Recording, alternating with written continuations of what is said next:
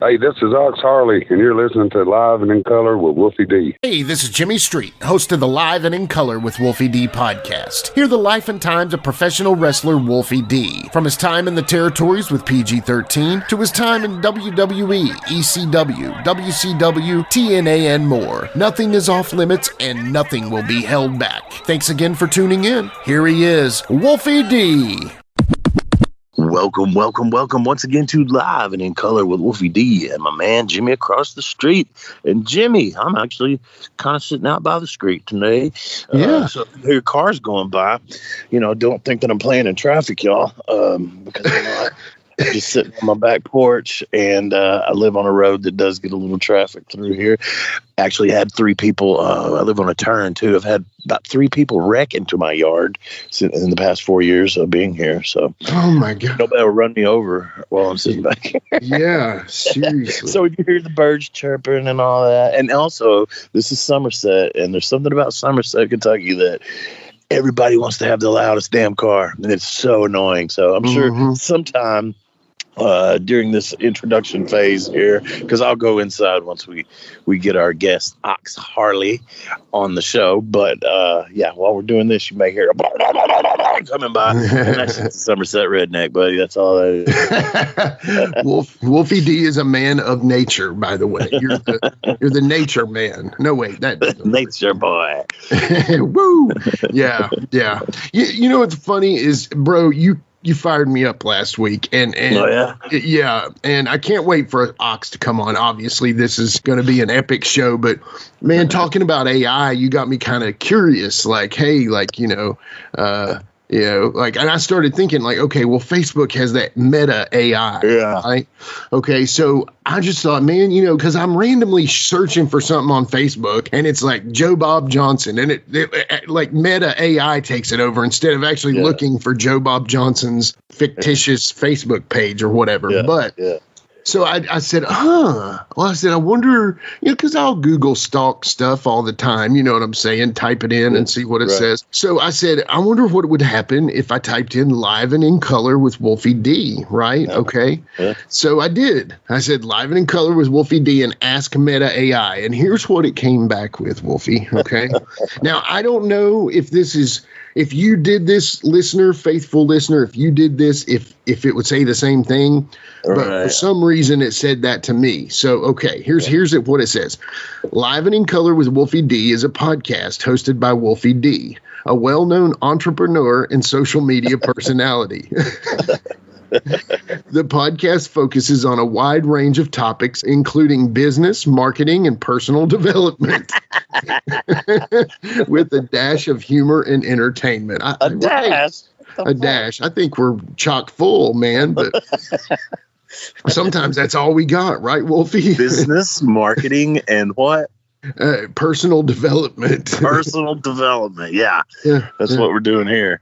Yeah, and so Wolfie D is known for his high energy and motivational content, and his podcast has gained a significant following. Well, thank you. We agree. And if you're interested in inspiring conversation and insight, Live and in Color with Wolfie D might be the great podcast to tune into. Well, so that's right, it is. Yeah, I mean, they're right on so much, But, that's hilarious, though.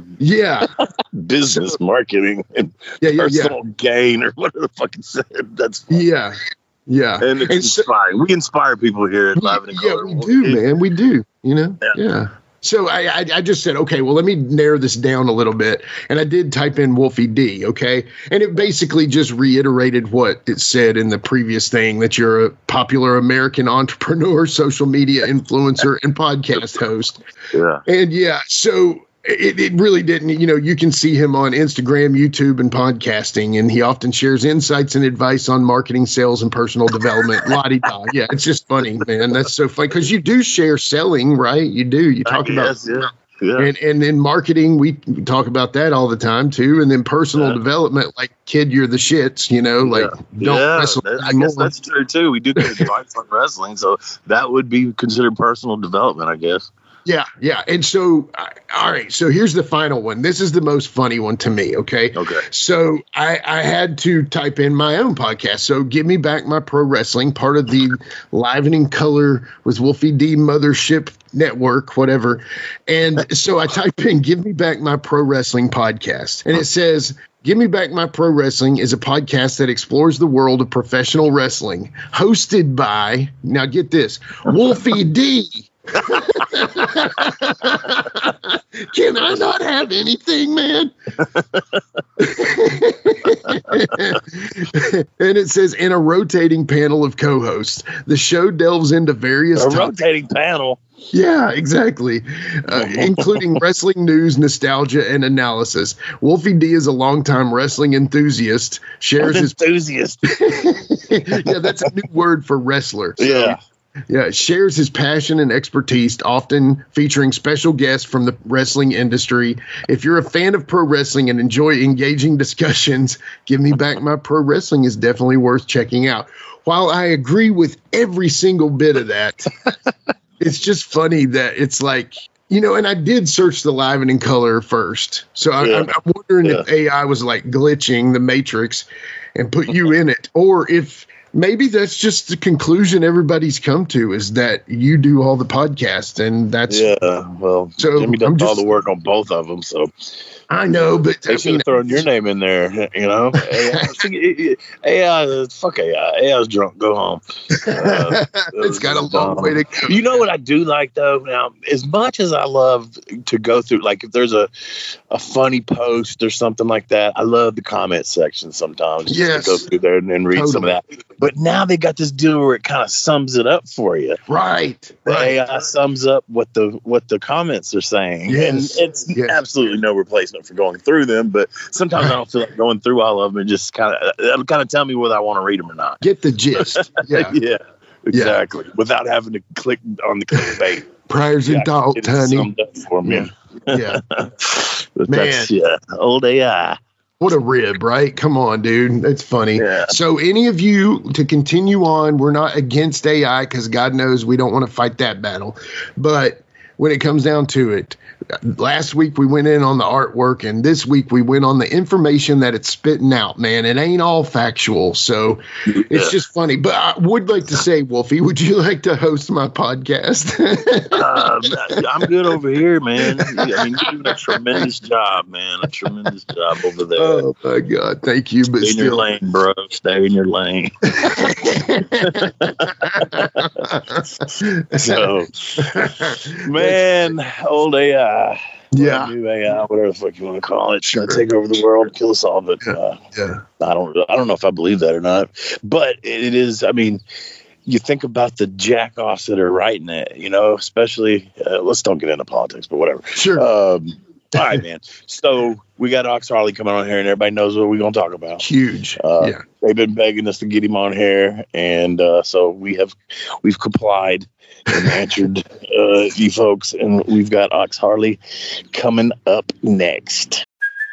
Hey, it's Kaylee Cuoco for Priceline. Ready to go to your happy place for a happy price? Well, why didn't you say so? Just download the Priceline app right now and save up to 60% on hotels. So whether it's Cousin Kevin's Kazoo Concert in Kansas City, go Kevin, or Becky's Bachelorette Bash in Bermuda, you never have to miss a trip ever again. So download the Priceline app today. Your savings are waiting. Go to your happy place for a happy price. Go to your happy price, Priceline. Hey folks, to get your official Live It in Color with Wolfie D merchandise, go to ProWrestlingTees.com/Live Wolfie D. Check it out.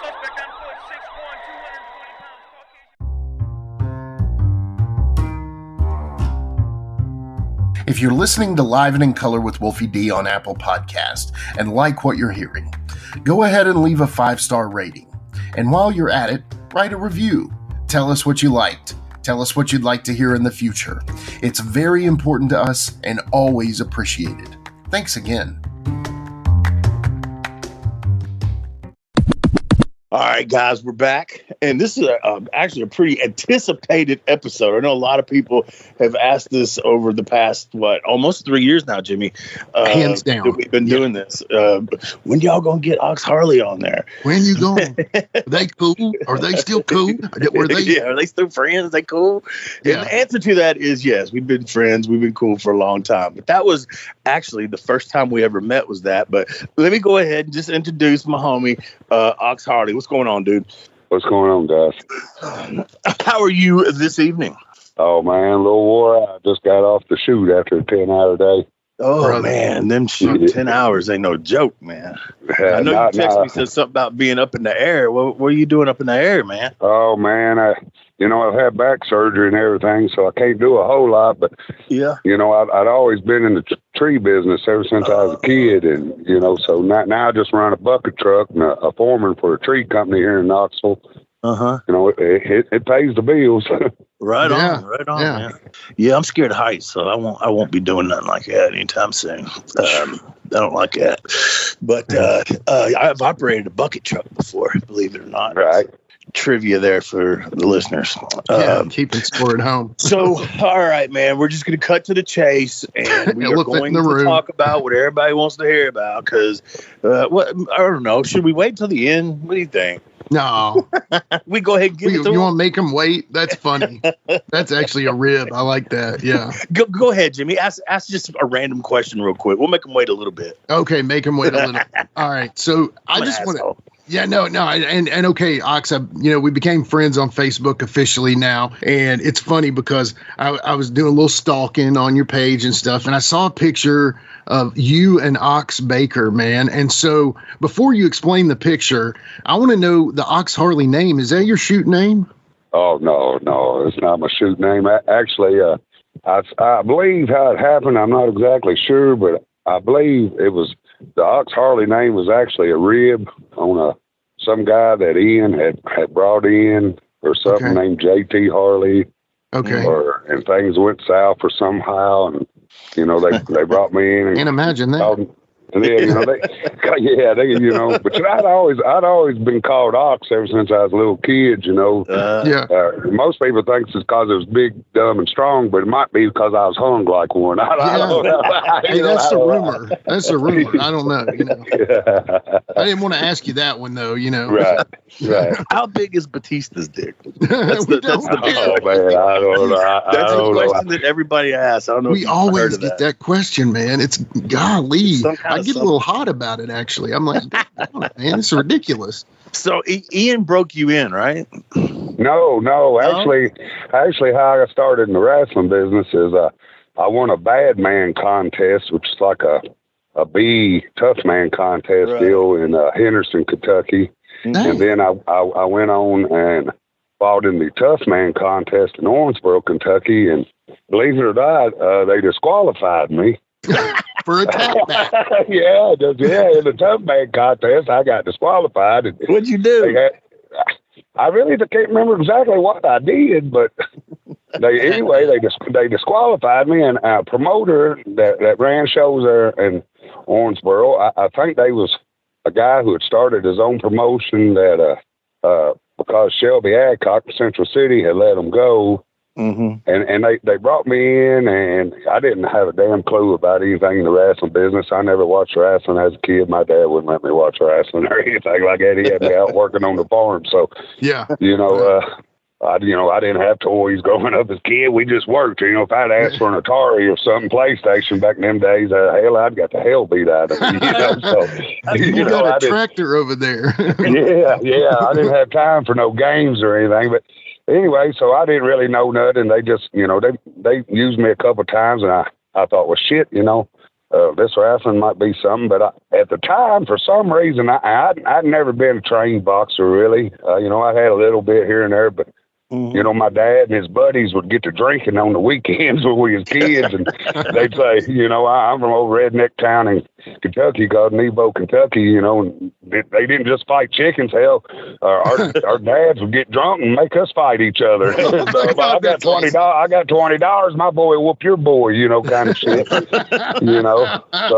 that's I was always a big old boy. I played high school football and played semi-pro ball in Portage, Indiana, for the Portage Renegades. What position? Tackle. Yeah. Not that I was really good. I don't know if I've really been good at anything, but I've been able to pass a lot of stuff, you know. Yeah. But so then, you know, I went and I thought, well, hell, man, I'm gonna be the next great white hope. I thought, you know, I thought, hell, I'm gonna be the world champion boxer. They got me a pro fight, Art Door, and they sent me for a week with this guy named Dick Bloodwood, and he showed me, you know, some boxing moves, and you know, worked on boxing and everything. Well, you know, they put me in there with this big black guy. He was about 6'7", and he was skinny, but he'd been trained down there by Muhammad Ali. So, so, you know, he knew what he was doing. You know, they'd really hot me up. Oh, this is going to be an easy win for you. We're going to build this big fight up for you and Mark Gastineau, which was, I think he played for the New York Jets or something like that. Then they talked, they threw up like Ty Cobb, or what was his name? Something Tex Cobb. Tex Cobb. Oh my God. Yeah. And none of that ever happened because the minute the damn bell rung, the next thing I know, I was on the stool and this guy done knocked me graveyard out, and I never even seen the punch coming. Wow. So, you know, I thought, well, I'm going to get back in this wrestling business. And, I kind of got lucky, and a guy that I grew up with named Gator McAllister, he, you know, I love him too, but I mean, he'll probably be mad if I tell the whole story, but it's the truth. You know, he married a millionaire woman, and she had plenty of money, and she paid everybody under God's son to come in and work out with him and train him and everything. But the problem was all the stars she was bringing in to teach him and everything, they didn't have nobody to bump. Yeah. So there I come in the picture. They brought me in and taught me how to bump just a little bit of stuff, you know, and I'd be working out with them with Gator and when they was doing things. And actually, Gator and his wife, they owned some kind of, which I'm sure it was a tax write-off deal. I'm sure it was, now that I think about it, but called the Kentucky Wrestling Association or something like that. But her name was Lisa, and she put me on a payroll, and this was in 92, I believe, 92, I'd say. And they was paying me $8 an hour in 92, which was good money because like 92, like $4 an hour. You know. And I'd follow around with him getting bookings. You know, I remember going Lewisburg and Holenwall. Chris Champion was booking for this guy named Willie Paul Davis. Oh yeah, I was down there then. Right. Well, I actually wrestled a Big Pete there once, and wrestled JD Wolf and a few others, and then. So did I meet you down there before? I actually met you when you was Airwolf, the first time I'd ever met you. I don't remember. You should have got him then, Ox.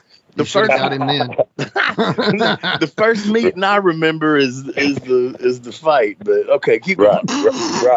Right. So, and actually, you know, back in hell, I was a big kid, strong, tough, you know, and I don't reckon nobody had ever really smarted me up, or if I just wasn't able to be smartened up at the time, or whatever it was. But, you know, I remember that I was going in the ring with George Weingroff, the Sheik. You know, I didn't know nothing about George. I didn't know he was legally blind or nothing. And JD Wolf was booking for Chris and Willie Paul, and he told me, he said, whatever you do, make sure you sell your ass off, and every time he gets to you, you just bump and you just bump. So I'm out there with George, and he's working me, and he's bumping me, and I guess I was just flopping all over the damn place like a fish out of water or something. And because the next thing I know, he grabbed a hold of me and he put me in the damn sugar hold, and he said, "You stay." Hey, he said, "You stay right here, right here." You know, and I was like, at the time, you know, I thought, shit, I'd break this guy in half if I wanted to. But man, when he locked me in that sugar hold, I'm telling you,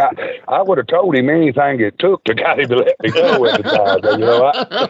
But, you know, so then I thought, well, and kind of me and Gator, you know, we kind of went our separate ways. And well, I went to Shelby Adcock because I'd done a few shows down there with him, and well, it's kind of a funny story. I started out living in Massville. You know, Central City was only like 30 miles away, and Yeah. So I thought, well, so I moved down there, and I started out I was actually living with Matt Adcock, and he was married to Pee-wee's daughter, Lisa, which was somehow they was kin to Jamie at the time. I think Jamie was married to Donna, his first wife. Yeah, right. And so I was staying there. Well, Shelby ended up saying, well, I got this extra room at my house. You come over here and live with me and Barbara. So I went over and lived with them. Of course, I had to clean the nasty-ass building all the time. And I mean, when you hear people talk about paying dues, I mean, yeah. What year was that?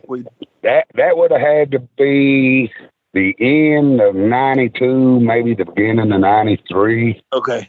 I would say. I mean, I actually even had to dump Shelby's piss bucket. You know, Shelby is crippled, so he had a big 5-gallon bucket he pissed in by his bed every night. Well, that was part of my job. Every morning I had to get up, I had to dump Shelby's piss bucket, you know. Then ride him around and put posters up. And, you know, at the time, I didn't really realize that I was learning anything from him, because I kind of thought he was just a crazy old man, you know, a little bit, you know. The bag of juice be running down his chin, and he only had 2 or 3 fingers on one hand. I remember that running down your hand. He said a bear bit him off, but later I found out from his oldest son, who was a preacher, that they had got me a part-time job at a sawmill in Greenville, that Shelby had cut him off at a sawmill. But anyway, like a long story short, he said a bear did it.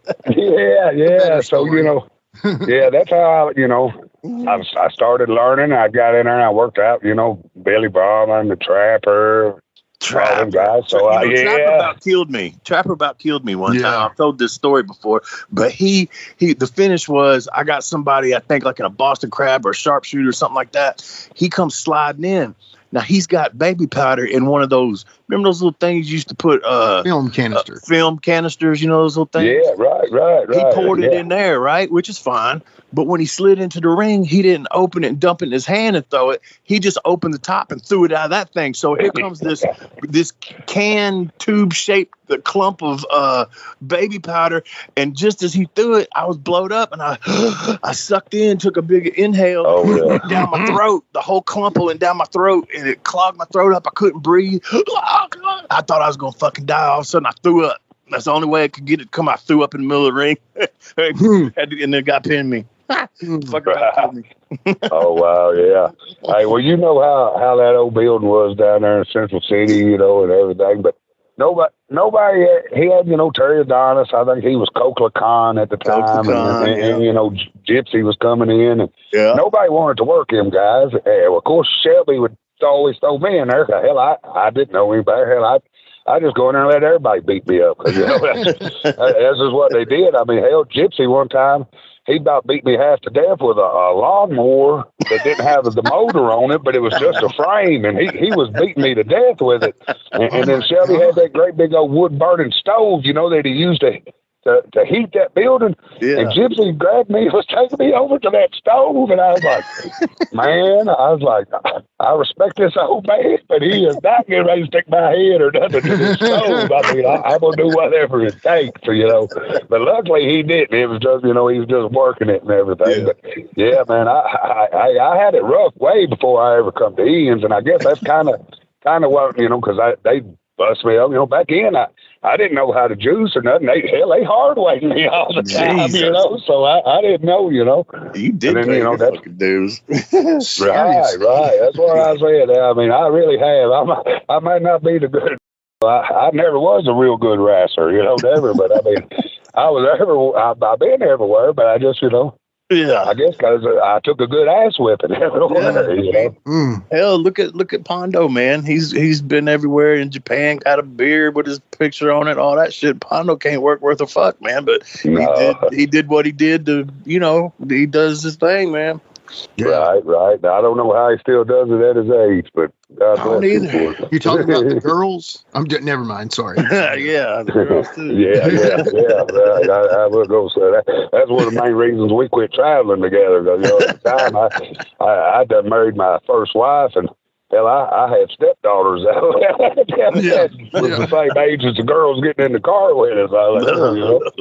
So I guess next step would be, okay, so you get hooked up with Ian after this sometime. When did you do that?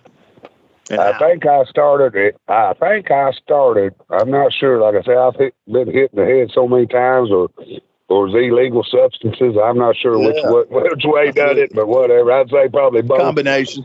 Yeah, but I'd say it was the end of the year of '96. Okay. When I first come to Louisville. Yeah, and that's the date I have. Yeah. I've lived a pretty sheltered life, and I had really never, Owensboro was a big city to me, but nothing like Louisville, Kentucky. Right. I'd smoked pot and took a few pills and drank some beer, but then I got introduced to cocaine, and it was a whole nother level. So it was. That's why I say a lot of that time during that time was a blur for several years.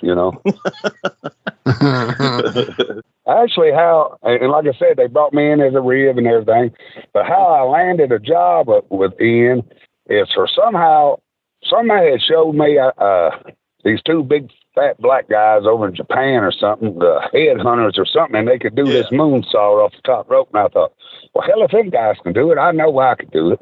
Yeah. And I had never done it my whole life. And of course, after I was starting to get over a little bit because, they loved the violence and I was taking hell of ass whippings. Yeah. Well, of course, you know how Ian worked. Ian put himself in the match with me.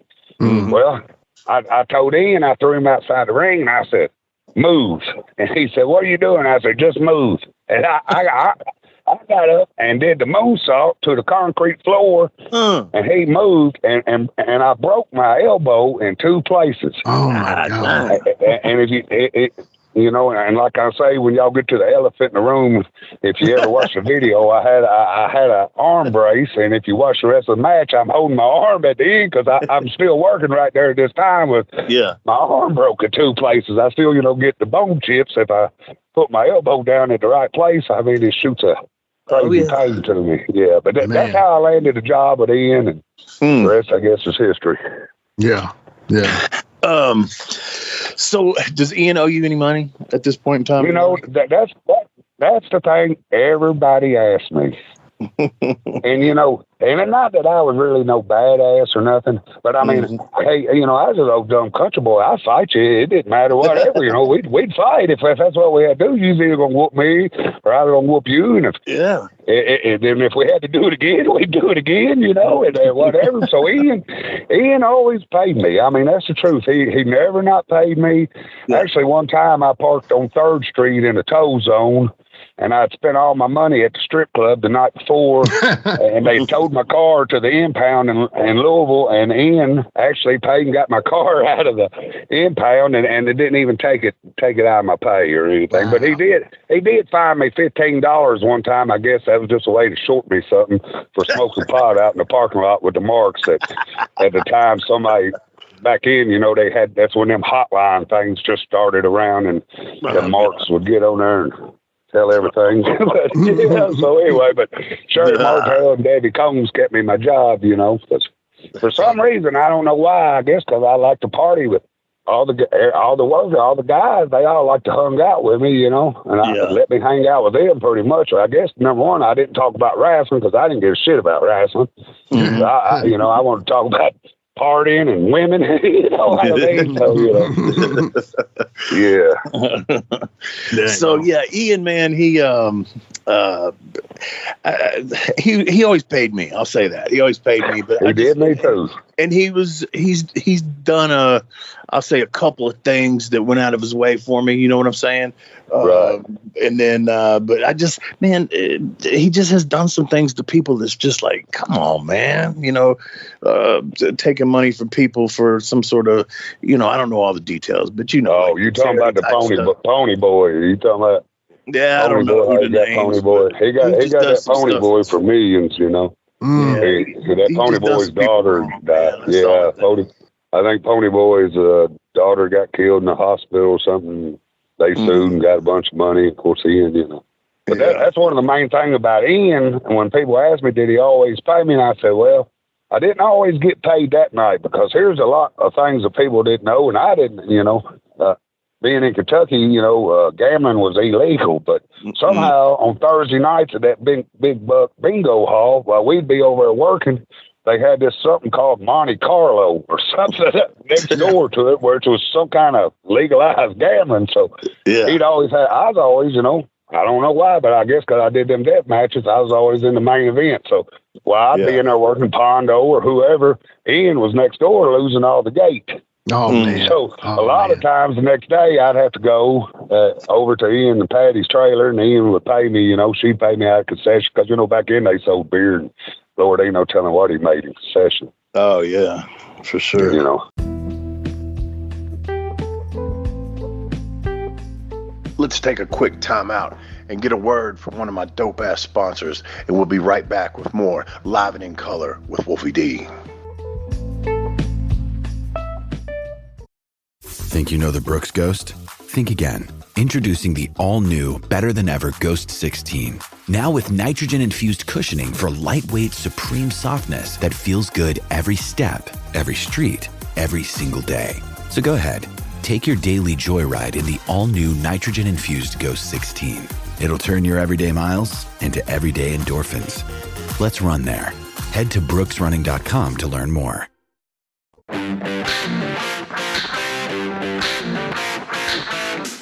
Hey folks, this is Wolfie D here, and if you are looking to buy or sell a home in Tennessee or Southern Kentucky, you're going to want to call my buddy, the rock star realtor, Benji Bowie. And you say, Wolfie, how do I get in touch with this rock star? Well, you can call him directly at 615-390-8216. You can go to his website, bowiehomes.com. That's B-U-I-E homes.com. Or you can email him at benbowie34@gmail.com. When you need a home, you need the Rockstar Realtor. Benji is a member of Exit Realty's Garden Gate team in Gallatin, Tennessee. When you need mealtime inspiration, it's worth shopping Kroger, where you'll find over 30,000 mouth-watering choices that excite your inner foodie. And no matter what tasty choice you make, you'll enjoy our everyday low prices, plus extra ways to save, like digital coupons worth over $600 each week. You can also save up to $1 off per gallon at the pump with fuel points. More savings and more inspiring flavors make shopping Kroger worth it every time. Kroger, fresh for everyone. Fuel restrictions apply. So, the match, okay? I do want to kind of start it because I think this is an important question, right? So, we know that Wolfie and Jamie at this time, PG-13, they were hot, right? This was a hot year for them, and that, you know, it was a hot year, and they, you know, were everywhere. And so, I guess to kind of, you know, get the elephant in the room to bring him on in, you know, do you remember before anyone saying, hey, we can't bleed, no blood? Do you remember that, Ox? No, not really, but I do know that Ian told us not to sell for him. I do know that. Oh, I do remember that Ian told us not to sell for him. And you know, that's funny. That's what led into, that makes you know. sense. That makes sense. Yeah. Oh, absolutely. Just stirring shit. But that's okay. So since we're already talking about it, what I recall was, and when I watch it back, I'm like, what is taking us so long to get to the ring? And if I remember correctly, it was because we're sitting there going, look, I know I don't know about Jamie, but I know that we could do indie shots and whatnot, but we were under contract, and they said, you know, no blood, you can't bleed. And so also just for me, I'm thinking, you know, then people bring them weapons like that, the infamous tack bat, and they bring it week after week. That's like sharing a needle, man. You know, so well, that's what, you know, I don't mean to interrupt you, but you know, now that I'm 50 years old, and like I say, I just, you know, I knew that this was going to come up, and like I tell everybody, my memory's so bad, so I thought, you know what, I'm not going to be caught off guard, so let me get on YouTube. Let me get on YouTube and watch this and see exactly, you know, but you Jamie know, brought it in. Yeah, if you did tell me that, now that I'm 50, I understand 100% why you told me that, because how I never ended up with hepatitis C is a miracle. You know what I mean? I mean, I don't believe you could get. I mean, nowadays, like you mentioned, Pondo and them, they're still doing this stuff. Yeah, and times have changed so much now. there is no way in God's green earth I would use anything that a Mark brought. Oh, I know. You know, there's no way I would. Exactly. And if we had been smarter, we never would have been. You know. Right. And so I remember saying that, and I also remember saying, you know, y'all can hit me with the stop signs and the chairs, anything that's, you know, a blunt object, I don't mind. But I said, don't hit me with none of that stupid shit. And if my memory serves me correctly, and again, this is just my memories of it. It's vague at this point of before the match. And I just feel like there was a little, like you'd already been told not to sell for me. Now I know that. So there was probably some animosity. And that's what I felt before we went out there because, you know, you see the first thing, me and you start going at each other. You're not selling for me and I'm not selling for you. So it's what the fuck is going on here? Which, I mean, I don't blame. I mean, if I was working a guy and he wasn't selling for me, I wouldn't sell for him either. You know, I mean, you got to remember at that time I was like 21 years old, you know, and, you know, I was, like I said, fueled up on everything that I could get my hands on, you know. Yeah, me too. At that time, I was too. I think I'd probably drank a little bit before I got there, and that probably was it. I don't know, but not for sure. But so it takes us forever to get to the ring. So I'm thinking we're having problems back there or something, and that's kind of what I remember. And then, like I said, you know, you can obviously see that me and you are like just not wanting to do it with each other, and you know, you've been instructed. I hadn't been instructed, but I could feel it. You know what I'm saying? Well, so, I don't really think he wanted you there. I just think he wanted to draw off of you, and it was a dig at Lawler. It was a dig at Lawler, you know, because that's about the same time he had made the shirts up with he had made the shirts up with Lawler's jail picture on them, and you know, I didn't realize, you know, what heat like that was, and all the bullshit that come along with the wrestling business, man. I always tell everybody when they'd ask me, I'd say, man, my name's Ox Harley, and I'm just happy to be here. You know what I mean? You know, I was making pretty good. I was making decent money, and all the women I wanted, and all the drugs I could do, and you know, I was living a life like you seen the rock stars was living on TV at the time. So you know, yeah. So obviously we've said it already, and you know, there's so many things Wolfie could blame Jamie about, and maybe Jamie could say the same thing on some other things. But so Jamie's got the tag bat, and he like chases Pondo around, and then you and Ox are paired off outside of the ring. Well, then Wolfie moves over to Pondo, and you walk off and go grab the bat, and you come back, and it's funny. From then on, it was the fight.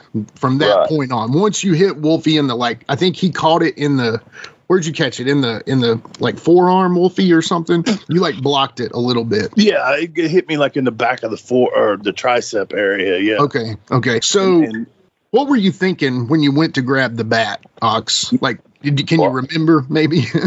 Well, I mean, you know, like I say, I don't remember, but I believe, because like I said, my memory kind of come back to me a little bit after I watched the video, and I seen at one spot where Ian slid a pizza pan over with his foot for me to hit Jamie with, and I honestly believe that Ian kicked the bat over toward me.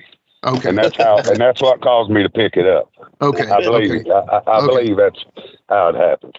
But you and Wolfie at that point are a little salty with one another already. So is that the idea? Is like, hey, I'm gonna cram this up his ass real quick and see and see how it goes. Well, actually, I believe, you know, I really thought maybe by watching the video, I believe I was actually trying to work the bat on him a little bit. Okay, gotcha. But then when he hit me in the face with it, you know, I was like, oh, wait a minute, what the hell, you know? Yeah. Well, see, here's my thing on that. It's like, yeah, I mean, it's hard to work a bat with tacks on it. You know what I'm saying? Well, It's going to pierce me, and it was just the point. To me, it was like, I told him not to do this, and here it is, right? So it hit me, and I remember looking at the back of my arm, and there's all these holes in it, and it just flew all over me.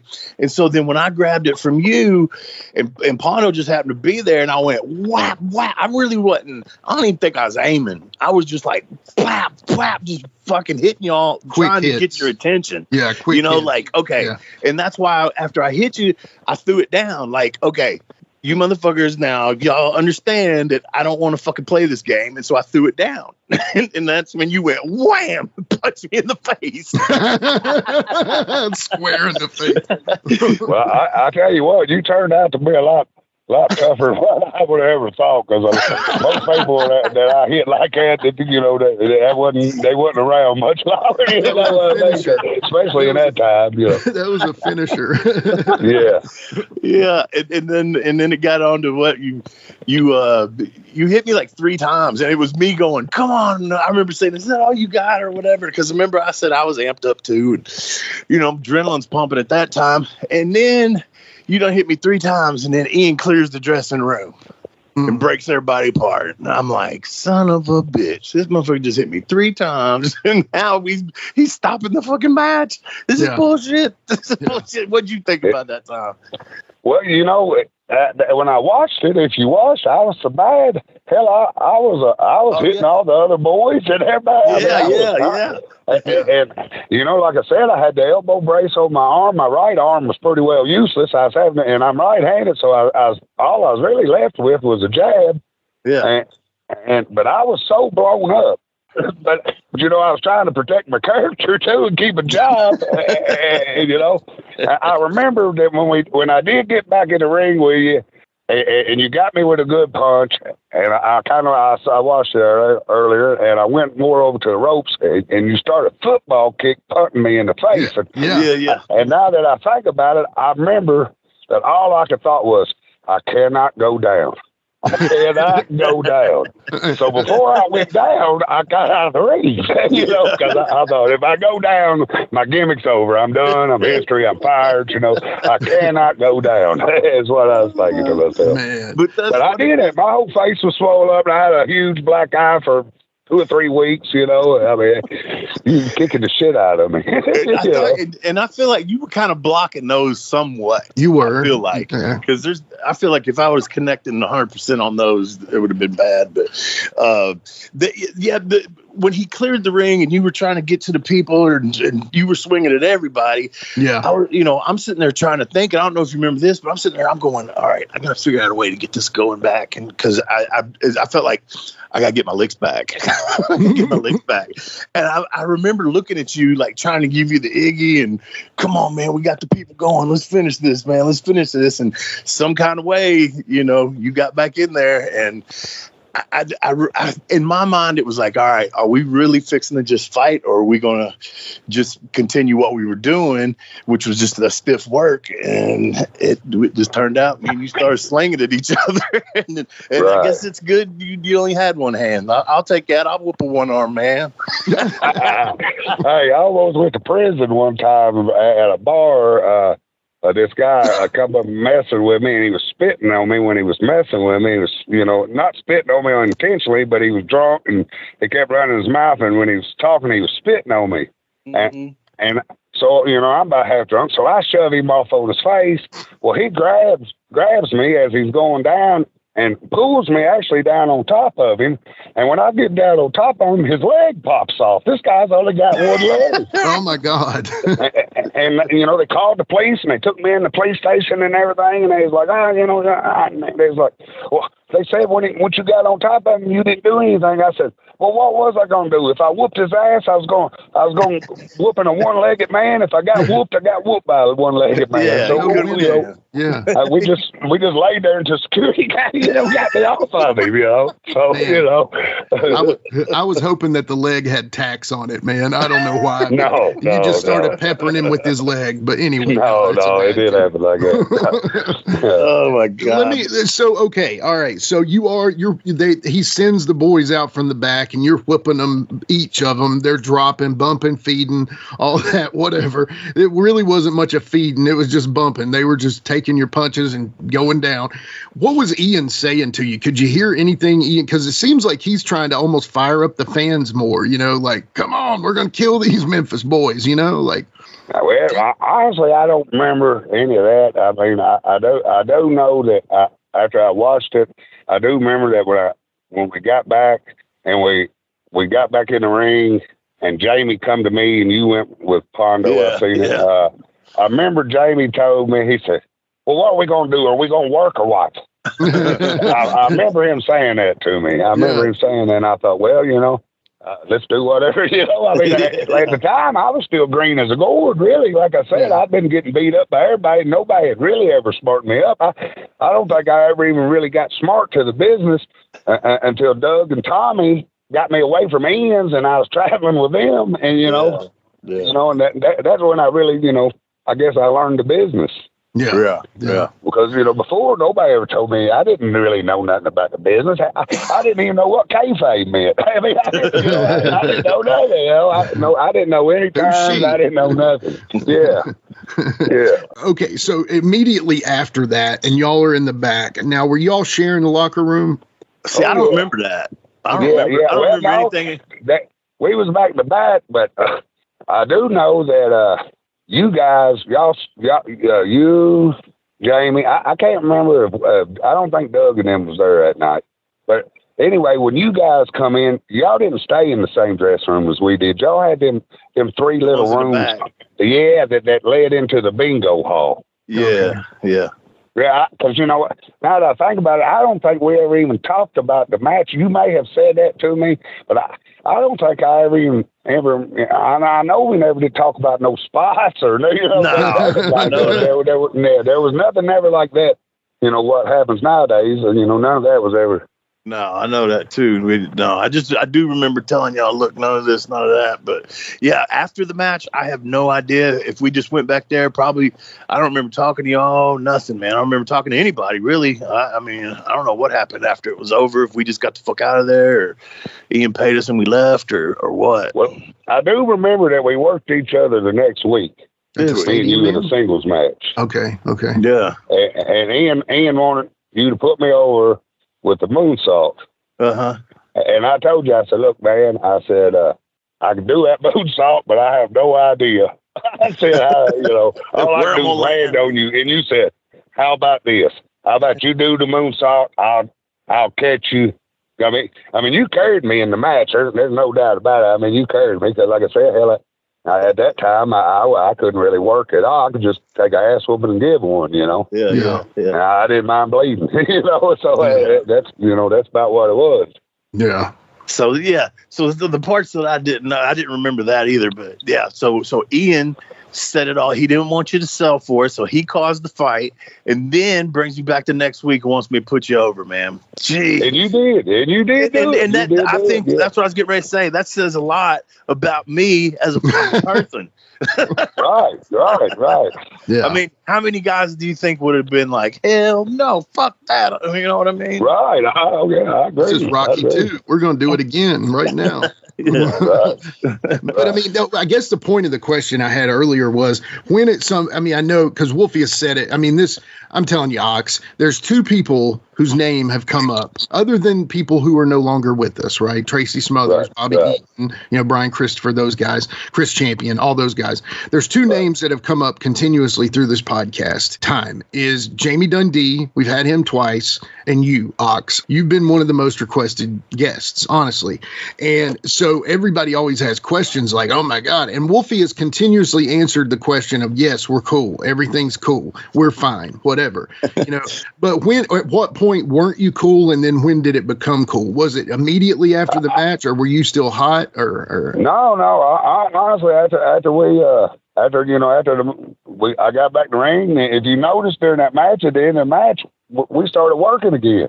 Yeah. I mean, you can even see Wolfie sold for me. I sold for him at the end of the match, And of course, we did the finish on Jamie, but I seen it, which was the worst.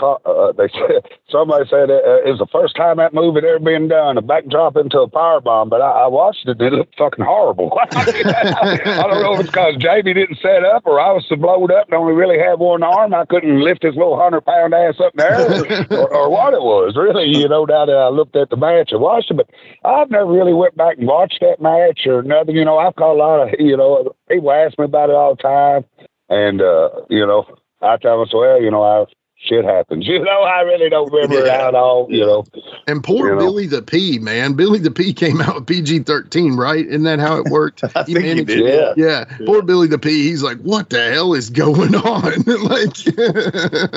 I can just imagine. Well, say Billy was pretty cool with me because Billy liked the boys, the big boys, you know, the guys that made money and that had the names. And, and like I said, I hung out with Doug a lot, and Billy used to take me and Doug to some barbecue place or something that had a pig on it and everything. So Billy kind of really knew who I was anyway. But I could tell during it he looked lost.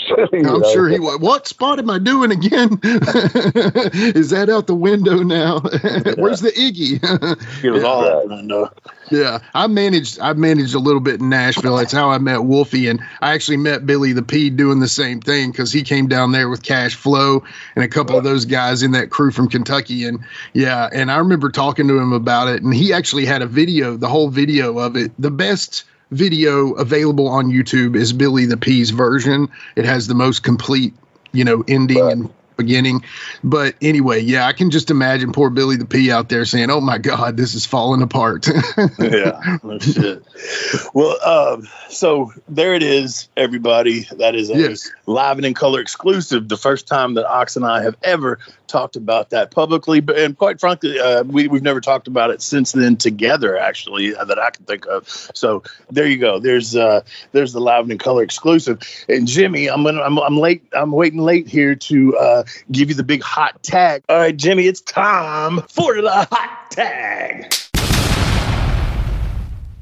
Hot tag coming in. Bump and feed for me. No, you don't have to. Ian told you not to, Ox. It's okay. So I fell for you, brother. I appreciate it, man. But no, seriously, we would love to hear, because obviously I'm big buddies with Big Bad John, Buzzed Up. Love that guy. Mike Woods, love that guy. It's funny, actually, before I get into this and ask you this, I just had Mike on my show, and Mike said, man, after about a couple weeks later, I worked Ox at the Stadium Inn, and Wolfie was there, and I went up to Wolfie and I said, hey, man, what am I expecting with this guy? And Wolfie just laughed and said, nah, man, he's cool. It'll be fine. And it was fine. And then you and Mike have known each other for how long now? But anyway, I know those guys love you and they work with you and work for you. Just, I guess, talk about your promotions, man. But, man, what happened was, I got hurt and I've been beat. I was doing my wrestling career slowed down a whole lot, and I was doing tree work and stuff, but my back was just giving out, man, and I got to where I was being hunched over, man. I mean, I got to one point where I was almost hunched over to where my head was almost to my knees. Damn. And I got lucky. And Lord, I know this is crazy, and a lot of people, I hate to tell it, but I got lucky, and some big stupid company, without me having to say their name and all that, because they love to say I owe them money again, or I had to pay them money back or something other. But anyway, they were stupid enough to put some IWA footage in the best, in the number one selling DVD in the world at the time. See something, you know what I'm saying, where I'm going with it. But anyway, anyway, I was in it like 3 or 4 seconds. It showed me getting set on fire and everything. And at about that time, another guy, which I'm sure Wolfie knows, and some people on the ends probably know, but I've said his name, and he's helped me a whole lot in this business. He actually had sued WWE over Survivor Series, SummerSlam appearance, or some other royalties, and then they fucked up, put him in a book or something other. Anyway, so he got a little money out of him and everything. So me and him thought, he was like, well, you probably could get a little money. Yeah. And I was like, oh, really? He was like, yeah, you get some money. And so I got to looking into it. So I got a hold of this Adams law firm over here in Knoxville. There's a media law firm and everything. They help with University of Tennessee and everything. And so I called them and they was like, oh, yeah, we think you got a case. We'll be glad to take it for $700 an hour. I was like, what? Correct. They was like, $700 an hour. I was like, shit, man, I ain't got no kind of money like that. I said, hell, at the time I just moved to Knoxville because I got a rat pregnant, and well, I shouldn't have said that. My daughter's mother. Yes. Yeah. That's actually my ex-wife that I was 16 years older than. And so anyway, make a long story short, I thought, look, man, I'm burying people. When I come here at Terryland, Doug got me hooked up here in East Tennessee. I was working with this Terry Landell, and he got me a job. he got me a job burying people at Wilbur Byrd. I'd never been to a funeral in my whole fucking life, and here I am out here burying people, 2 and 3 funerals a day for 5 straight years. You know, I mean, and I was like, you know, so I go in and they say, well, we'll have a board meeting, and you come in with this board meeting and let us get a little bit of information about this. And they're like, well, come to find out, man, that this is like the #1 selling sports DVD for like, that's a long time. I mean, wow. That one they released, it was, you know, it was there for a while, and they kept saying, well, we think we can get you 180,000. I was like, right, 180,000, shit, that'd be great. Yeah. You know, and they was like, yeah, now it's gonna take a little time. Well, you know, I had to have back surgery, so I kept calling, and I was like, man, where's this going? Where's this going? Where's this going? And so finally, I told him, I said, look, man, what can I get today? And they said, oh, well, you'd be messing up because, you know, we're going to get you this sweet deal, you know, because, you know, the more money they got me, the more they got. Right. You know, that's because they ended up taking it on a contingency, a third deal, plus expenses, which I didn't know. Every time I called them and talked to them, they charged me for that, too. That's my settlement money. But anyway, they said, well, you got a $25,000 annuity offer. I said, what? But I don't know shit about the law. And they said, well, you know, these big companies, the annuity offer is really just, we'll pay you this to go away. Right. Yeah. And I was like, well, hell, let's take it. They was like, oh, no, you don't want to take it. You don't want to take it. You don't want to take it. I was like, oh, yeah, I definitely need to take it. Because, you know, like I said, at the time I got married and I had a daughter. So somehow in the state of Tennessee, you got TennCare if you had a kid, which was free medical insurance. I'd never even heard of it. I hear all my life I owed medical bills where I'd have to go for concussions and staples and stitches and blah, blah, blah, and all over the country and everything. And all of a sudden, oh, yeah, we'll fix your back. I thought, well, if they fix my back, how am I going to live? You know, so I thought, I got to get this money. Yeah. So now I think when it was all said and done, I got like $16,000.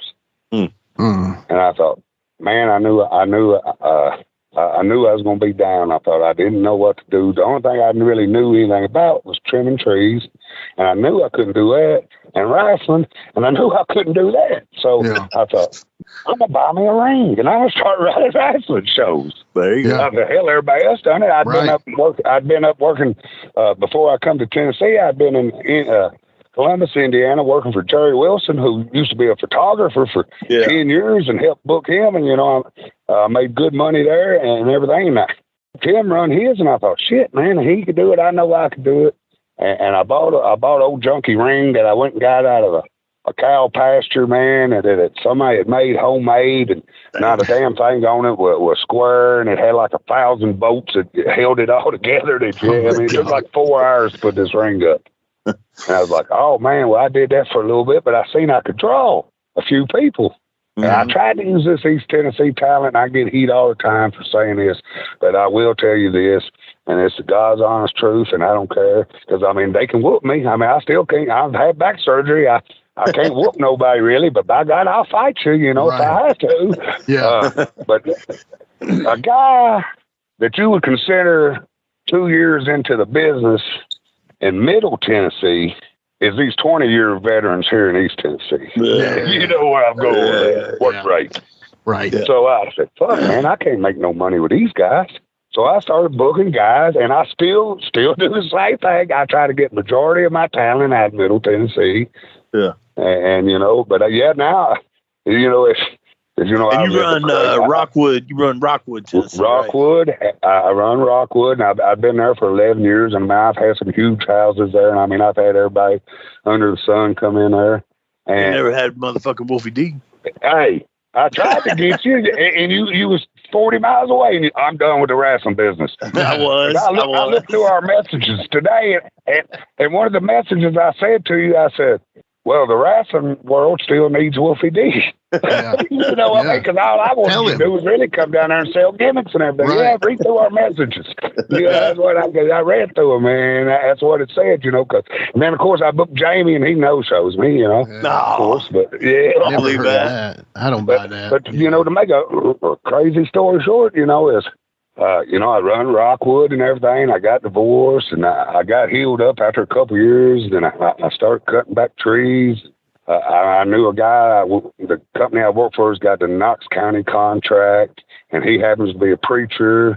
And he said, hey, this lady that goes to church with me said she knows you. And I said, well, who is it? He said, her name's Tammy. And I said, well, I'm not really sure who you're talking about. And he said, she used to be with that wrestler, that Landale. What? I said, Terry Landale. And he said, yeah. And I said, oh, yeah, really? And so then me and her started talking. Now, of course, I live with her, and it's all good. But she owns the bonding company. A lot of people thought Terry owned it, but it was actually her and everything. So now I got a ring set up out in that yard where he had wrestling at for 20 years. And, I have a wrestling show there once a month when the weather let me, and it's called K-Town Championship Wrestling. So really, I'm trying to do one of both. But it's just a bury Terry Landale when he passed away? I buried his brother. Because me and Terry had a falling out. Because once I got trapped, I always tell everybody I got trapped in Tennessee. So once I thought, once I had to move here and take care of this kid that I got pregnant that was going to have my baby, and I know for a fact it's mine because the paternity test said it was mine, So I probably got kids all over now, but there's little oxters everywhere, but I don't really know. But, So Rockwood and Knoxville is what you're running? Yeah. I actually got a show here next the 22nd. What's that? Not this weekend, but next weekend. Yeah, I got Larry Cooter, and his son. They're coming in, and I don't know who else I got from that area coming in, but I got some guys from Chattanooga coming up. Yeah, and everything. But it don't really draw good there in Knoxville. Number one is outside. Knoxville just don't for independent stuff, man. Yeah, it seems like it's rained every day. I got Chase Stevens coming in. He's my buddy, so that's how that works. But I've known him ever since he started, Right. But every time I ran a show there in Knoxville, it's poured down rain right before bell time. How does it always quits right before bell time? But I said, how does Rockwood draw for you? Rockwood draws real well in the summer. Summer it drops down to a couple hundred, and sometimes 150. But I mean, in the winter, man, the fire marshals coming in on me all the time. Cause hell, I finally, the Armory made me buy one of them ticket flickers. So fuck, I work at all I can too. Hell, I raised the door up and everything else. But yeah, I mean, the 500-600 people throughout the winter.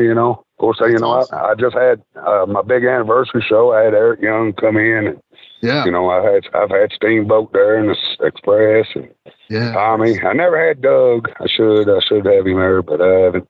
Don't have him with Chase. He'll get mad about that. But right. But Doug won't come on my show no more. I asked him for 2 years, over 2 years, to come do this podcast, and he kept blowing me off. And then I had Chase on here, and Chase is my friend. You know what I'm saying? Right. I'm putting this out there right now. So all of a sudden, Doug texts me, "Hey man, I can't believe you have Chase on your show." And so instead of texting back, I called him and he answered. I said, "What's wrong, man?"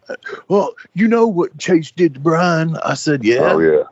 And I mean, they got to fight because they're both fucked up. I mean, you live like that kind of shit happens. Right, I've almost been in a fight with both of them before. I mean, but they were still both my friends, And so, yeah. And then he's at the end of the conversation, "Well, I was going to do your podcast, but I ain't going to do it now."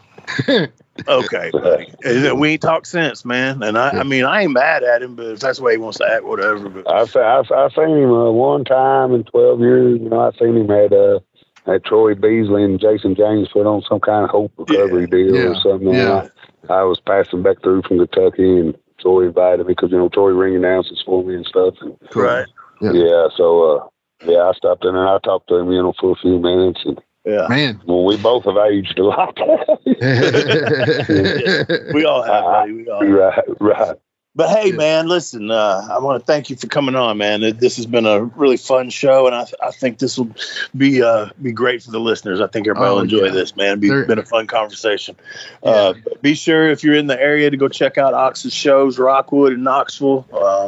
What's your you got any special websites, or you just got your Ox? Yeah, I got my own Facebook. You know, I'm computer illiterate, man. Just like anybody. My daughter knows way more than I do, but gotcha. She's 12, but I got a Facebook MSWA, Facebook Ox Harley, Facebook K-Town Championship Wrestling. You kind of keep up with it there and everything. But look, before you cut me off, man, you know, I know I've had back surgery and you've had hip surgery and everything. Yeah. And, you know, I believe we could draw money, me against you, in a wheelchair race. Hey, dude, we could do it, man. I believe we could draw money somewhere in a wheelchair race.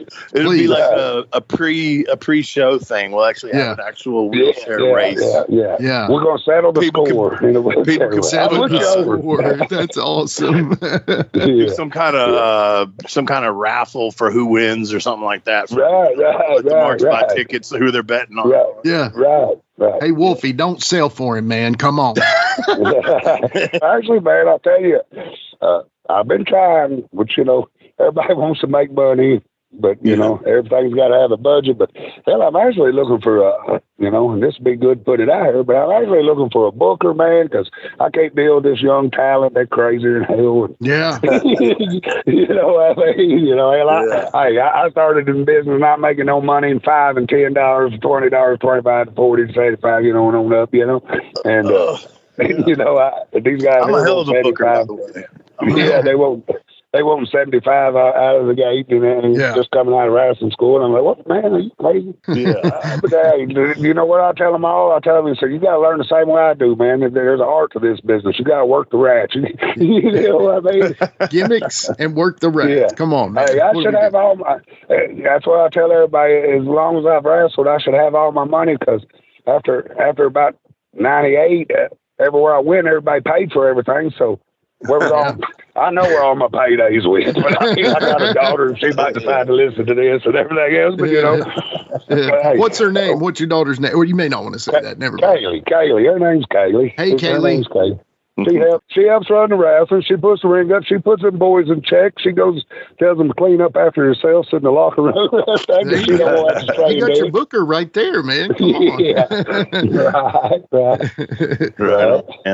Thank you. Well, this has been very fun, man. Thank you, man, for coming on. All right, man. I appreciate y'all having me. We'll be back with Ask Wolfie D Anything. Thanks, Ox. You're the best, man. Right. Yeah, man. Cool, man. Thank you, guys. Great. Appreciate it. Man. DJ, hit the music.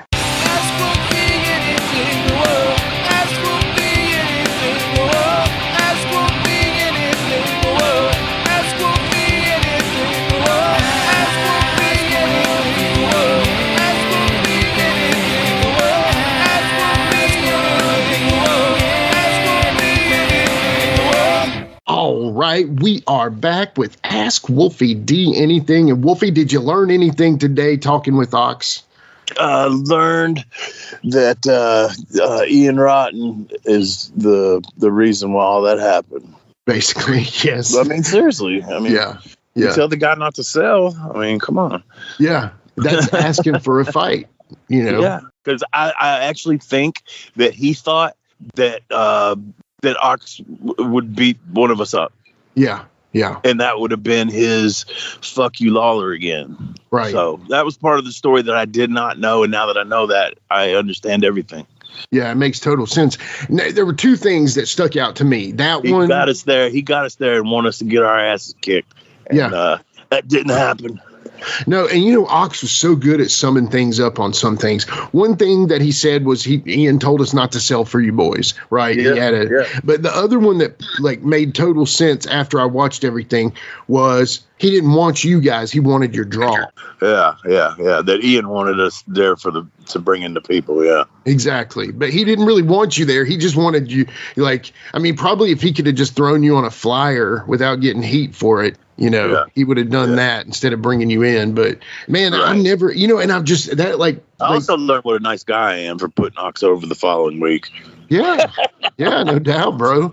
That was big of you, actually. I mean that. Yeah, I was impressed by that because I would have figured it would have been months before y'all would have seen each other, but it was next week. Yeah, but man. And it was funny, and I'm going to try to make a reel out of it if I can. I'm going to try to make one where it's like, and you're like, yeah, man, and you punch me right in the face. And then Ox says, well, if anybody had any questions, I learned how tough Wolfie D is. Because he was like, that was my finisher. Yeah. I mean, he hit me with I'm sure you'll put a link on this episode to go to that match. Yes, absolutely. For the people that haven't seen it. But I'm saying, I think most people that have tuned in today probably know what time it is. Right, exactly. Yeah, man. Oh, I mean, was that one of the? Well, I tell you what. Let me ask this question here. So, because this ties into the first question. Does this count as a question? Yeah, this is the first question actually, and I was just about to blow it. And it's from Jimmy across the street. No, this is not. But I was saving this one. So this one is from @CauseEffect on Instagram, and he asks, "What is the hardest punch you've ever been punched? Like who was the person that punched you the hardest ever in your memory?" Working punch well, I mean maybe both, maybe one of each. Shit knocked out of me when I was about 16 at a Crystal. Some two seniors. I was a freshman going into sophomore year. Dude came up to me and he started talking to me like he was cool and fucking drilled me, man. That's why I got, if anybody's ever noticed, in my left eyebrow there's like a scarred little gap. Yeah, this motherfucker hit me, man, with something. I don't know if he had a ring or something on his hand or something, man, and fucking split my eye open, man. I rocked backwards and I didn't go down now, and I was bleeding, and all of a sudden I seen him draw back to hit me again, and I just ducked and hit the ground. I had a friend with me, bless his heart, and he took off running, man. These two dudes beat the fuck out of me, like kicked me, stomped me. I had to crawl up under a car in the parking lot to make them stop. Wow, bro. My ass, man. I was bleeding like hell. They got their cars and sped away. I went into Crystals, and of course the employees came running out and were trying to help me go in there and wash my face off and all this mess. But I wanted to get out of there before the police came because I was underage and I'd been drinking. And so the guys never got in trouble or anything. I didn't know who they were, and so I kind of took off after I washed my face off and called a buddy to come pick me up, man. Not the one that ran away, but a different buddy. But that's the hardest I ever been fucking punched. But now we're talking about wrestling. Right. I know Jeff Gaylord hit me so hard one time that the jaw. My jaw goes sideways for a few days. I know, I can't remember if it was Bubba or Devon, but one of them has a real stiff working punch. Yeah. Unless it's just something I'm not thinking of. I mean, obviously, Ox hit me pretty hard on that first one. And then on the next two, I was asking for it, right? I said, is that all you got? Come on. You can see it on the video. Yeah. And so obviously when he swings, I know it's coming. And so I'm able to take my head and like take something off of it. I'm not just standing there, steady state there. I'm going with it the other way. So it takes a little bit off of it. But more of them. So, I mean, those right there are the first that come to mind as far as punches goes. Man, dude, I'm just going to tell you a quick story, okay? So, man, like when I was like 18 years old, I basically had 3 concussions in like a year or a year and a half. Yeah. One of them I got at a ski place. I was snowboarding and I hit a bump, I jumped a jump a little. It wasn't a big jump. It was just I'm not like a snow X Games guy, but I did a little jump. And when I came down the ice, it was just really icy, and I fishtailed and fell backwards real hard, like snap. You know what I mean? Got a concussion from that. Then I got into a car accident. Got a concussion from that. Well, then I went to a Bush concert, like Bush, No Doubt, and somebody, Goo Goo Dolls or somebody. And it was like, going with a girl and whatever. And it was a bunch of our buddies, and we drank, what was Jungle Juice? You remember that? It was like Everclear, poured a bunch of fruit juice and like fruit punch in it. Well, there was an actual thing called Jungle Juice that came in a little milk carton looking thing. Yeah. Well, this was the spiked version of that. Yeah, with Everclear, like an idiot, you know? Yeah. And so we're going to this concert, and we're like, you know, I'm kind of talking to this girl, like being all cool and stuff. Well, all of a sudden we're standing there, and it's like packed. We're general admission down on the floor, standing like probably 20 rows back from the stage. And I didn't see it, hear it, or feel it. Oh, I did feel it. All of a sudden, boom, something hits me as hard as I can. I felt like somebody had a baseball bat and just cracked me in the back of the head. Somebody threw a full unopened Pepsi at me. And I don't think they meant to, like, you know what I'm saying? I think they probably chucked it in the air. Right. And dude, it came with so much philosophy that it knocked me out, bro. Like, I was out. God. Did you say it came with philosophy? Philosophy too, yeah. Yeah, velocity and philosophy, both. The Pepsi can brought you some philosophy. It probably did, actually. But yeah, bro. 3 concussions in 1 or 2 years, man. So, yeah. Wow, yeah. Anyway, I can't imagine getting hit upside the head with a full Pepsi can. That would hurt.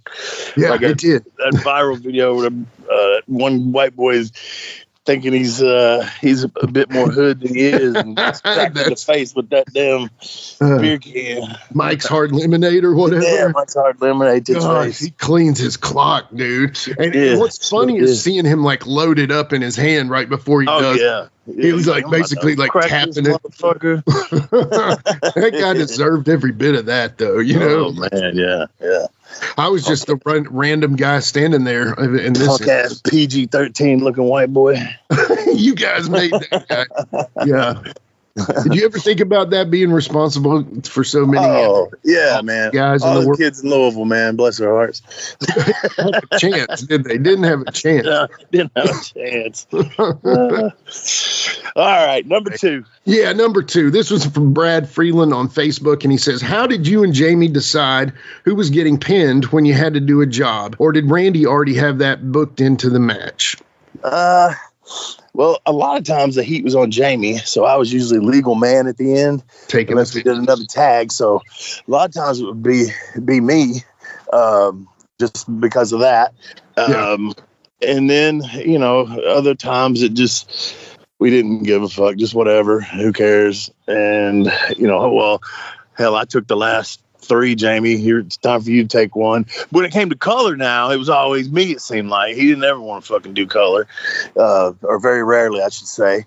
And, but yeah, sometimes Randy would have a finish in mind. But like I said, with the heat being on him most of the time, if we got beat, I was usually the legal man, so.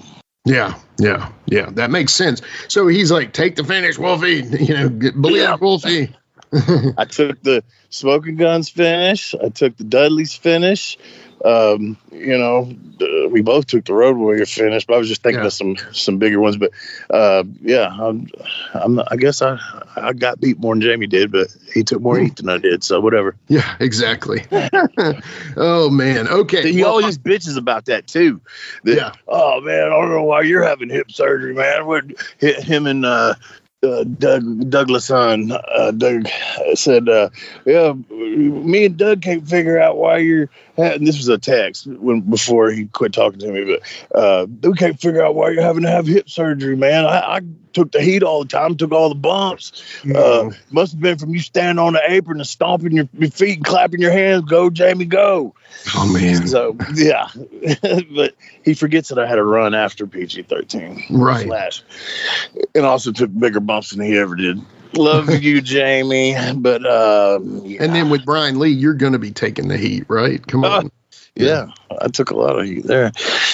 So yeah, man. That would be it. I took the pins, I guess, usually, and Jamie took the heat. So there's your answer. All right. I love it. That's a good question. Appreciate that. Now, the next one we got here is from Tyler Edwards here. He says, holy hell, some gnarly questions on this one. I'd maybe take the ask anything part out. LOL. I think he was replying to the Batista comment, but he says, my question is, what was your original end game goal as a professional wrestler? So let's just say, like, Airwolf. You're getting in the ring, and obviously you can't see past your nose. Nobody knows the future as far as that goes, but like, you're probably just enjoying it at that time. But what was your ultimate goal? I mean, was it like WrestleMania? You know, I mean, what do you? Well, okay, so and Tyler, what's up, dude? Tyler lives here in Somerset. He has a booth down at the flea market here. If you are into Pokemon cards, wrestling figures, all that kind of stuff, man, Tyler's go check him out. Tizzy's Collectibles. Nice. It's on Facebook. Also, Tizzy's Collectibles. Go like his page. Cool. So anyway, I'll just say this, man. I remember, like, I guess right about the time I was about to start getting into it, or right when I first got into it, whatever, I used to picture myself, to make me like do cardio and train hard and stuff, I pictured myself in a world title match with Sting. Dude. Surfer Sting, not Crow Sting. Surfer Of course. Sting. Right. And so that was kind of like my motivation. So I guess you would say my sights were set pretty high from the get-go. I don't think that I ever said, okay, because I'll be honest with you, man. I mean, I think I might have said this, but my friend and I, this was my wrestling buddy. He never got in the business. He kind of wanted to at first, and then I took him to the ring one time, and he was like, no, fuck that. And he was a big athletic dude, man. He played football, basketball. He was a standout athlete. He was like, fuck that. Yeah. His name was Ernest Dickey. Dickey. Yep.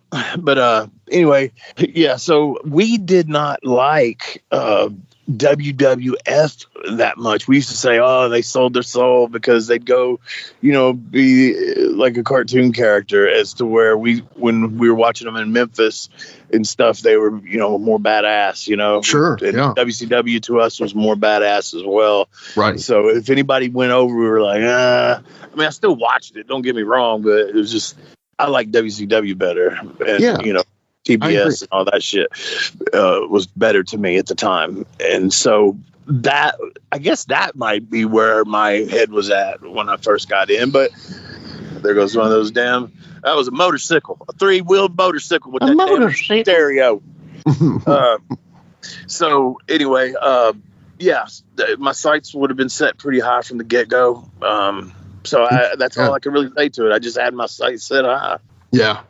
So I want to tell you a funny story. Okay. So me doing my little managing thing, and I didn't really know Dutch very well. Okay. But I knew him a few times because I'd managed him and met him in a few shows. When Dutch got the job as Zeb Coulter, Zeb Coulter, I had this little dream in the back of my mind, and this is so funny, and people are going to laugh at me for this, but I had this little dream that somehow I could get connected to the WWE because of Dutch. This is just, it's like a pipe dream, right? It's nothing but it's not so far-fetched. I mean, right. No way Dutch is going to say let's bring in another manager, Well, now but then you didn't, you know what I'm saying? But it's not so far-fetched if someone does have connections to you to go, hey man, this guy might help me if I'm good. Yeah. And I remember talking about that, and it just in like, to some people, I'd be like, man, it'd be cool, And I'm sure people are like, what are you tripping on, dude? Like, what kind of crap? You just managed. You managed 7 for Mike Porter in front of 30 people, bro. Yeah, right. But dude, you got to have dreams, man. And I mean, I love that dream. I think I would have loved to have seen Slash versus Surfer Sting. Can you imagine? That would have been cool shit. Yeah, man, that would have been super cool. And I think you could have lived up to everything that he could have put out, because, there is a little bit of a size difference, especially when he was all super blowed up. And I mean, even when you were at your biggest, you were not super blowed up like him. And you had a good symmetrical look. And, and I still think it's awesome because you can cheat and connive your way through anything with that, Yeah, man, I can. But maybe, in another life we'll make that happen. So. Yeah. Do you believe in reincarnation, Jimmy? I don't think so. I don't know, man. You never know. Believe and just jump into something else. I mean, there's some, because people die and people are born like every second or some shit like that. Every few seconds. So when someone dies, boom, their soul, and then jumps into an embryo. Maybe. Or into a dog. Maybe, that would suck to come back as something, shitty. I mean, dogs get taken care of and stuff usually. that, you know, I'd hate to be something like that. If I would come back, and then if I came back, what if I came back as just some fucking with no athletic ability whatsoever? I'm like, you would hate that. Would you be able to like remember shit? Like, oh shit, I was a wrestler. Fuck, man. Yeah. Because I'd like a do-over. Yeah. I need a moment in life, man. And fix a few things and then make $1 million or $2 million. I think they call that Buddhism. So look into that if you're interested. Yeah. Okay. Yeah. I don't know that that's. I got a whole lot of theories on it, but I definitely don't know about I think it's a cool thing to think about, you know. Like, but in my luck, I would end up in like a deer on a dirty white boy's farm, you know. Exactly. I'm like, oh, look at this. What I would do. That is a perfect analogy right there of what I'd come back as. A deer on white boy yard.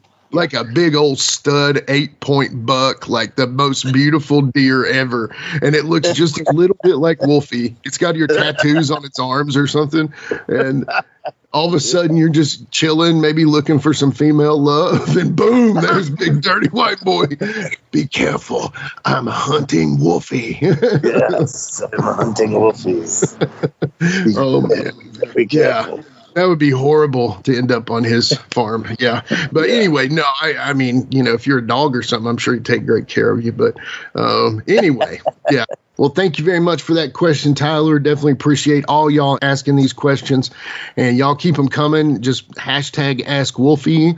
Send them to us, DM, whatever, and we'll be glad to get them answered on the show. We thank them for that very much. And thank you for answering the questions, brother. Yeah, man. What we got coming up next week, Jimmy? Tracy Smothers tribute show, baby. I'm excited. We got all the videos and audio clips in. This is one, folks, that you're probably, I mean, keep listening how you listen, but this is going to have a lot of video in it as well. Yeah. So this may be one you make a special occasion to go to YouTube if you usually don't. Check it out. Yeah. And watch it and whatever. But this is going to be, you know, this is something, you know, we thought about a few weeks ago and reached out to quite a few people, and Tracy meant a lot to a lot of people. So this is definitely going to be really cool, man. I'm looking forward to seeing what, you know, I know who all is going to be on it and all that stuff, but I can't wait to see the finished product of what Jimmy puts together for us. Amen. And I can't wait to see how the people react, man, because, you know, I know a lot of these guys knew and loved Tracy in a very real way. And you know, they put their heart on the line with this and told the great stories and funny stories. And some of them are absolutely hilarious and some of them are sad. And, you know, it's just, but we're trying to pay tribute to one of our favorite people, man. And, you know, I didn't know Tracy nearly like you did, and even close, you know, and you know, this is for your buddy, you know, this is for your friend. Man. Everybody's buddy, really. Yeah. Well, y'all be sure to tune into that next week. And thank you for listening this week. Thank you, Ox Harley, for coming on and being a good sport about everything. And Ox is funny, man. He's hilarious. He really is. Yeah. I was laughing hard. I mean, I already knew that, but I'm just saying he came through with some good stuff, man. Oh, man. I loved his upbringing stories, too. Oh, dude, I know. Fun stuff. All right, y'all. Check it out next week, Tracy Smothers Tribute Show. We'll see you then.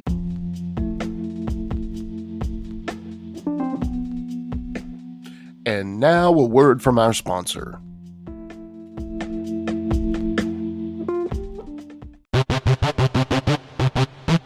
Ladies and gentlemen, welcome to Give Me Back My Pro Wrestling, the podcast that's based on the old school but can still help you find the good stuff from today. Jimmy Street and the Plastic Chic, Jared, are the undisputed tag team champions of the wrestling podcast world. From thought-provoking topics to superstar interviews to action figure expertise. This team does it all. And all they ask is, give me back my pro wrestling!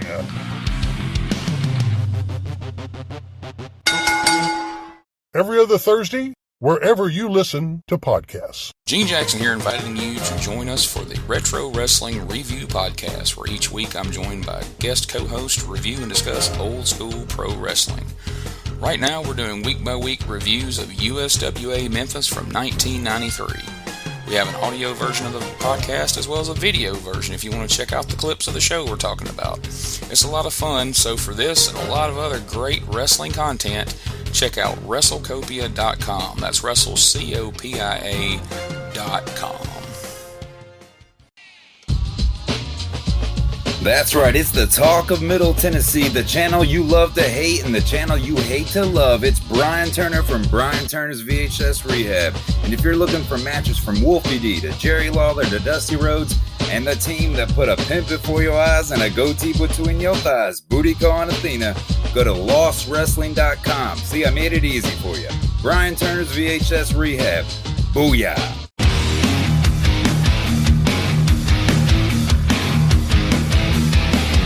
Hey everyone, this is Shane from Insane Shane's World. I release wrestling figures of enhancement talent, mid-card wrestlers, and wrestlers that you never thought would have a figure available. So if you are interested in adding a really cool and rare figure to your collection, then don't hesitate to contact me at shamtheman73@gmail.com. That's SHAMtheman73@gmail.com. You can also join my Facebook group. Just search Insane Shane's World.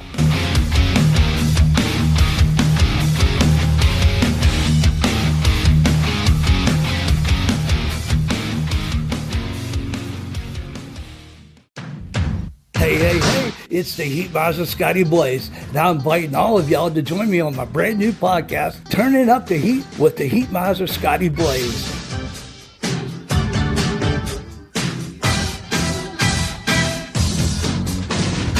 So what are you waiting for? Come on over and join me. I'll be covering all the events of the day, global, national, pop culture, movies, gaming, whatever sounds interesting. But I'll also be playing some awesome skating shuffle music from the 70s, the 80s, the 90s, the 2000s. Anything that has a good beat, I'm going to be playing it. You can rest assured. Come on over, TUTHradio.com. The podcast is on every major podcast platform.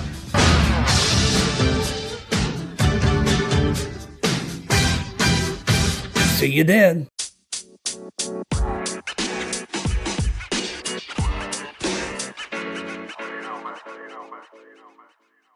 So that was another great episode. Hey, Wolfie, tell them where they can find you on social media. Jimmy, they can find me in the club, bottle full of bub. I'm just kidding. They can find me on Facebook.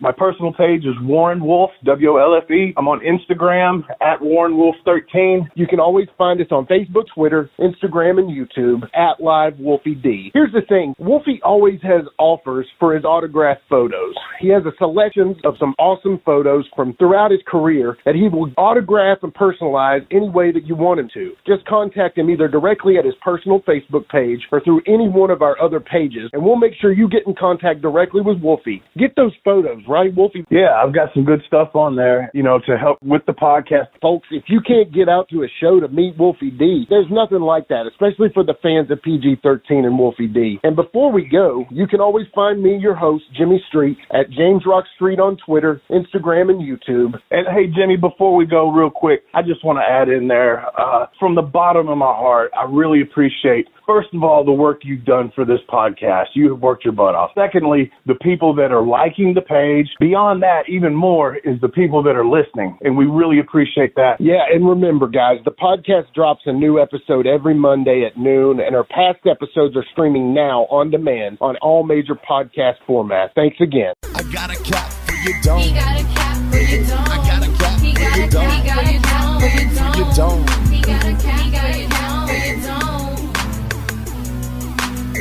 And here we go. The original white boy that came out sagging, not bragging, don't be hating, cause I'm spitting the truth. Still livin' in color, from rush your mother, utilize a hubcap, unlike any other. Back in the day, I was N-O-D, and I was P to the G, plus the 1 and the 3. In case you forgot, they call me Wolfie D. Been cloned and copied so many times, tired of suckers taking credit for what is mine. You know who you are without me name dropping. Wrestling's first white boy coming out hip hopping. Been doing it like this since '92. Laid low for a while and you thought I was through. Listen real close to these rhymes that I've injected. This shit's so sick it makes your ears get infected. Mad skills, no faking, there is no one great.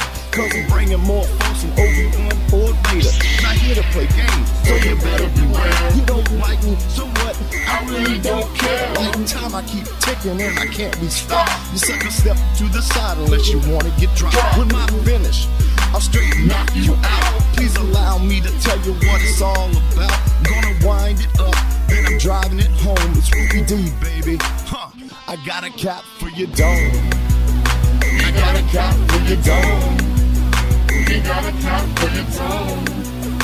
We got a cap for your dome. This has been a James Rock Street production.